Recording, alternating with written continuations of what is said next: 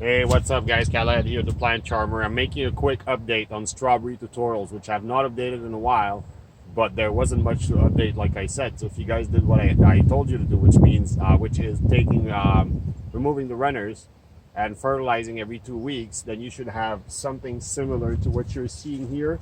So very well developed plants that occupy the space. Now, the reason I wanted to make this video today is because you're going to want to fertilize at this point, because right now for albion strawberries, for all-day neutrals, well, in the northern hemisphere at least, where the weather is going to start cooling down in the next few weeks, or at least at nights, it's a key moment because their main production, their peak starts around like beginning of August, and it's going to go all the way to the frost. We want to make sure these babies get plenty of food while that is happening. So what we do at this stage, if you have not done that, is you need to start fertilizing. You need to put fertilizer right now. So if you guys look here, we have fertilizer between the plants. I don't know if you guys can see it. There it is. So we've just fertilized that very, very recently. The plants have already started coming out with these big flower trusses that we expect to see in the fall. And right here, you've got a good example of that. So that's one flower truss. If you look at that, the berries are large. They're very well formed. They're coming along.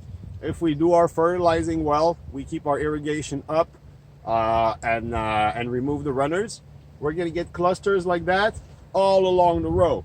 So you remember when I told you guys we're going to make a wall of berries? Well, if you want to have a successful wall, you're going to start right now, because that organic fertilizer takes a bit of time to break down and metabolize.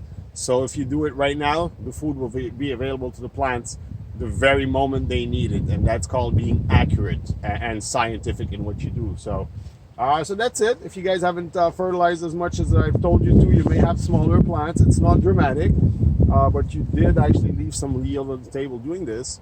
And that's it. I'm going to make another video now. I'm going to make them more regularly because there's going to be more evolution in strawberry patch. So you guys keep following this, and I'll give you some cool tricks to make sure you extract every gram of yield from that production. My name is Khaled. They call me the Plant Charmer, and me and my company are making big changes in the food game now, and in the coming years we'll be expanding. My company is called Ingenious Farms. Remember that name because we'll be in the neighborhood next to you shortly. I'll see you later. Keep it green.